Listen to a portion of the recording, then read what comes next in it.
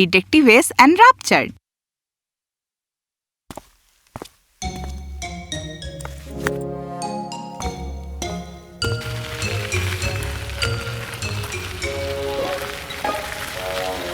S, cycling এর জন্য তোমার পাটা প্যাডেলের ওপরে রাখা দরকার। না, এটা খুব অদ্ভুত। ওদের দেখো, ওরা তোমার বয়সের অর্ধেক। বেশ, ও এই তো আমি পেরেছি আমি। এস, সামলে।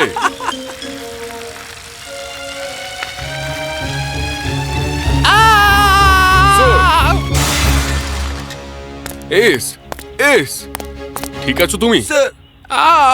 তুমি বলেছিলে সাইক্লিং করা খুব নিরাপদ। হ্যাঁ, সাইক্লিং করার সময় পিছন দিকে তাকানো নিরাপদ নয়, নয়তো এইভাবেই গাছের সঙ্গে ধাক্কা খাবে। তোমাকে ডাক্তার দেখাতে হবে। ও, খুব খারাপভাবে মুচকেছে দেখছি। আমি একজন ডাক্তারকে চিনি, এই রাস্তার শেষেই থাকেন উনি। তিনি আমার বোনের চিকিৎসা করেছিলেন 3 মাস আগে। তারপর আমিও গেছি, আর তারপর আমার ভাগ্নে। তিনি খুব ভালো।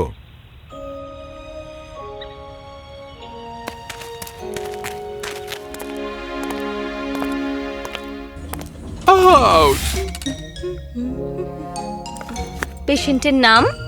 এস। সেই ডিটেকটিভ এস?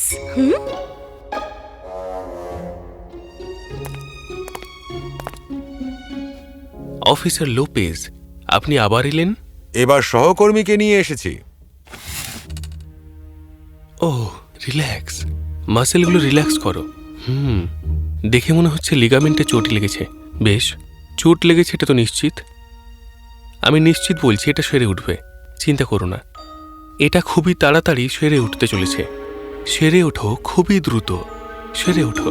তাই আমি কিছু পেন কিলার্স লিখে দিচ্ছি, আর কম করে 3 সপ্তাহ পাটা খুব একটা নাড়িও না। কি সাইক্লিং? না, তুমি কিন্তু পিছন দিকে তাকিয়ে সাইকেল চালাও। সামনের দিকে তাকিয়ে চালানো কিন্তু খুব একটা নিরাপদ নয়। মানুষ কিন্তু পড়েই যায়, মানে যাই হোক তারা পড়েই যায়। এই মুহূর্তে তুমি দাঁড়িয়ে রয়েছো, আর তারপর বুম, তুমি পড়ে গেলে। এই পড়ে যাওয়াটা খুবই অদ্ভুত। হাই, বাই দ্য ওয়ে, আমি ডক্টর ড্রেক। মার্ক, আমার দিকে ঝোঁকো এস, আমরা বাড়ি পৌঁছে যাব। আমার সাহসী ছোট্ট পেশেন্ট, হাত কেমন আছে? এবারে ও কিছু করেনি ডাক্তারবাবু, যা করার আমি করেছি। ও, আপনি কিভাবে? এখন শান্ত হয়ে বসে থাকো, ঠিক আছে? এই সব কিছুর কারণ? এস, সাইকেল শেখার এটাই খুব ভালো সময়। উফ, খুবই গোমরা মুখো তুমি, একটা কাঁদুনি বাচ্চার মতো। বাই। এভাবেই বেশ কিছুদিন কেটে গেল, কিন্তু এস বাড়িতে থাকতে থাকতে একেবারে হাঁপিয়ে উঠেছিল। মার্ক, আমাকে নিয়ে যাও। হাই। মার্ক, কি হয়েছে? হ্যালো? এস চিন্তায় পড়ে গেল এবং নিজেই পুলিশ স্টেশনে গিয়ে হাজির হলো। এস, আমি তো ভাবলাম তোমার এখন থাকা উচিত। ছাড়ো সব। মার্ক কোথায়? ও, মার্ক, ওই তো। Mark, cycle? এই পৃথিবীতে সমস্ত চোট সাইকেলের কারণেই লাগে না, ওকে? তাহলে কি করে হলো? আমি শুনে তো মজার ঘটনা মনে হচ্ছে। হয়েছিলটা কি? ও একটা ছেলেকে তাড়া করছিল যে দোকানে ডাকাতির ধান্দায় ছিল। ছেলেটা ওর গান পয়েন্টেই ছিল। ও খুব সাবধানে ওকে হ্যান্ডকাপ পরাতে যাচ্ছিল। আর তারপর হঠাৎই ও পিছন দিকে পড়ে যায়, আর ওই ডাকাতের বাইকটা পড়ে যায় ওর হাতে। ছেলেটা মাটিতে পড়ে থাকা হ্যান্ডকাফটা ওকে ফেরত দিয়ে যাওয়ার পর ওর বাইক নিয়ে পালিয়ে যায়। থামাও এসব। এখন কে কাঁদুনি বাচ্চার মতো করছে? হ্যাঁ, এখানে কি পার্টি হচ্ছে নাকি? স্যার, ভাঙা হাত আর ভাঙা পা, কি দুর্দান্ত টিম। শেলডন, ওদের কাজটা এবার তুমি নাও, পারবে তো? ওরা যে সময় সুস্থ হয়ে উঠছিল, ঠিক সেই সময় এসের কাছে একটা ফোন এলো। ডক্টর ড্রেক, আমি দেখা করতে চাই। সব চলে গেছে, একটা টাকাও নেই। সরাসরি আপনার লকার থেকেই? আর যখন খুললাম দেখলাম পুরো ফাঁকা। ব্যাংকে গিয়ে দেখলাম অ্যাকাউন্টেও কিছু নেই, সব চলে গেছে। আপনি টাকাগুলো বার করেননি তাই তো? না। তাহলে কে করলো? কোনো রেকর্ড নেই, কিচ্ছু না। টাকাটা স্রেফ উবে গেছে। এমনকি কম্পিউটারেও নেই? না। ডিটেকটিভ এস, ওই সব কিছু আমার সঞ্চয় ছিল। কোনো খবর? আগের সপ্তাহে দেখা যাচ্ছে অ্যাকাউন্টে ছিল 5,89,000 টাকা, আর এই সপ্তাহে একদম জিরো। দেখে যেন মনে হচ্ছে একটা ভূতে সবকিছু সরিয়ে দিয়েছে। আমি অবশ্য ভাবছিলাম, এই কেসটায় কিন্তু তোমার কাজ করা বারণ আছে, মনে আছে তো? প্লিজ সেলডন, আমার কাজ করা দরকার। সলভ হয়ে গেলে চিফ আর কিছু মনে করবেন না, আমাকে সাহায্য করতে দাও। একজন মানুষের পক্ষে এটা কি করে সম্ভব, এই পরিমাণ টাকা তুলে নেওয়া কোনো ক্যাশ এন্ট্রি ছাড়া? এটা একমাত্র সম্ভব যদিও কোনো ক্যাশ উইথড্র না করে কারোর অ্যাকাউন্টে ট্রান্সফার করে নেয়। তখন কোনো প্রমাণে কি দেখানো সম্ভব নয়? দুটো এন্ট্রি কি মুছে দেওয়া সম্ভব? এটা অসম্ভব। একটা ব্যাংক অ্যাকাউন্ট লুকিয়ে ফেলা সোজা কথা নয়। তার সঙ্গে একটা অ্যাকাউন্ট নাম্বার থাকে, সই থাকে, সব অথেন্টিক ডকুমেন্ট যেমন citizen ID, social security number ইত্যাদি ইত্যাদি। একজন চোরের কাছে এত বৈধ নথি থাকবে না। তাহলে টাকাটা এভাবে উধাও হয়ে গেল কি করে? এটা জঘন্য ব্যাপার, কোনো হদিশই পাওয়া যাচ্ছে না। উপস। ও সরি ম্যাম।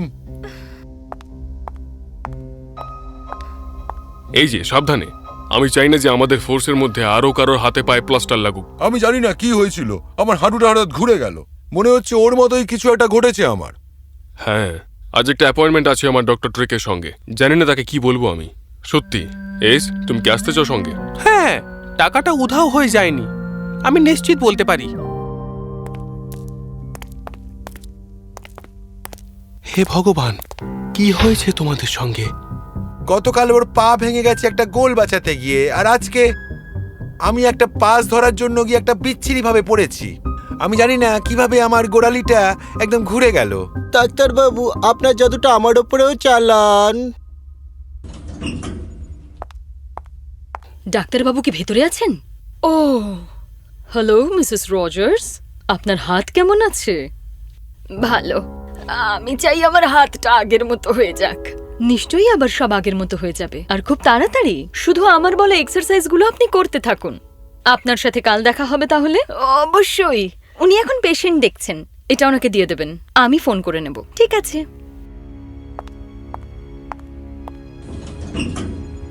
টাকাগুলো কি? তুমি কি লক্ষ্য করেছো ঘটনাটা? আবার কি? আমাকে আমাকে এক্ষুনি যেতে হবে। এস এস, হ্যালো সেলডন, তোমাকে আমার একটা কাজ করতে হবে এস। এখন। আমার কথাগুলো মন দিয়ে শুনবে, ওকে?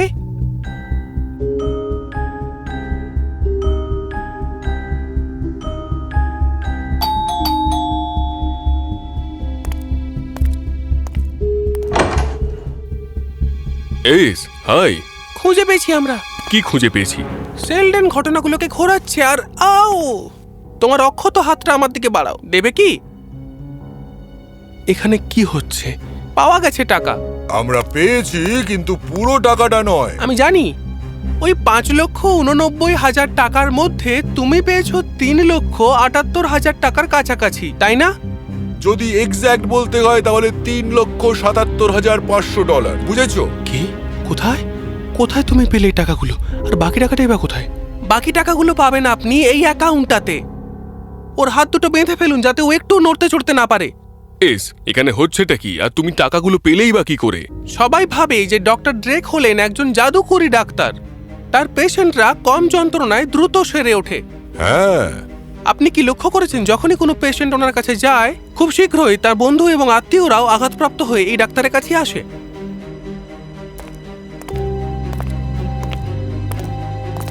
তারা বিশ্বাস করে আমায়? যথেষ্ট বিশ্বাস করে আপনার আদেশ মানার জন্য, তাই না? কি? আপনারা কি লক্ষ্য করেছেন সব সময় ওনার ক্লিনিকে কোনো না কোনো মিউজিক বাজে? হ্যাঁ, তা বলার অপেক্ষা রাখে না অবশ্যই, কিন্তু এই ব্যাপারটা তো ভালোই, তাই না? কিন্তু ওনার ওই রিসেপশনিস্ট সব সময় মাথায় হেডফোন বা কানে ইয়ারফোন গুঁজে থাকে। কোনোভাবে সে কিন্তু এই সুন্দর মিউজিকগুলো শুনতে চায় না। আর সেই দিন আসা ওই ফিজিওথেরাপিস্ট এই গানগুলো শুনতে চায় না। সেও কানে ইয়ার প্লাগস গুঁজেছিল, এবং আমি খুঁজে দেখেছি ডক্টর ড্রেকের অনেক পেশেন্টই ওনার কাছেও যায়। তুমি কি বলতে চাইছো? কিছুদিন আগে আপনার ক্লিনিকে রাতের বেলায় একটা ব্রেক ইন হয়েছিল। কি? কে করেছিল? পুলিশরা, এবং আমরা পেয়েছি এই মিউজিকের টেপগুলো। আর আমরা মিউজিকগুলোকে অ্যানালাইজ করে দেখলাম মিউজিকগুলো দুটো লেভেলে বাজে। প্রথমটা যেটা আমরা পরিষ্কার শুনতে পাই, আর অন্যটা হলো অনেকটাই আস্তে, তবে কানে পৌঁছানোর জন্য যথেষ্ট। কিন্তু অন্য মিউজিকটার সাথে সেটা বিশৃঙ্খলা সৃষ্টি করে। তোমার সাহস কি করে হলো? তাহলে আমরা সঠিক। আপনি বর্তমান পেশেন্টদের সারিয়ে তুলে ক্রমাগত নতুন পেশেন্ট তৈরি করে যান, তাই তো? নতুন ইঞ্জিনিয়ার? কিরকম পেশেন্ট আসছে এবং তার সঙ্গে কে আসছে এটা দেখে পেশেন্ট যারা পড়ে গিয়ে চোট পেয়েছে, এমন একটা চোট যা কিনা তাদের বন্ধু বা আত্মীয়দের জন্য অপ্রত্যাশিত ছিল, যখন কেউ আপনার কাছে আসে এরকম একটা অপ্রত্যাশিত চোট নিয়ে, আপনি আপনা হতে এটা ধরে নেন যে এটা যখন তাদের সাথে হচ্ছে আপনার সঙ্গেও হতে পারে, তাই না? ঠিক বললাম তো?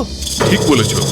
তাই যখন একজন পেশেন্ট এবং তার আত্মীয় চিন্তিত হয়ে ক্লিনিকে আসে, যারা ইতিমধ্যেই চোট পেয়েছে এবং সেরে উঠতে চাইছে, সেই মুহূর্তে এই মিউজিক তাদের আরাম দেয়। কিন্তু সেখানে লুকিয়ে থাকে এই শব্দগুলো। সাউন্ডটা বাড়াও এডি। ইয়েপ। পড়ে যাও, হঠাৎ করে পড়ে যাও, আকস্মিকভাবে পড়ে যাও, পড়ে যাও রাস্তার উপরে, ফুটপাতের উপরে পড়ে যাও। তোমাদের সব যন্ত্রণা আমি এখানে দূর করে দেব। তুমি পড়ে যাবে, তুমি সেরে উঠবে এখানে, ঠিক এখানে। বারবার একইভাবে পেশেন্টরা প্রায় 30 মিনিট ধরে ওয়েটিং রুমে অপেক্ষা করে। কি?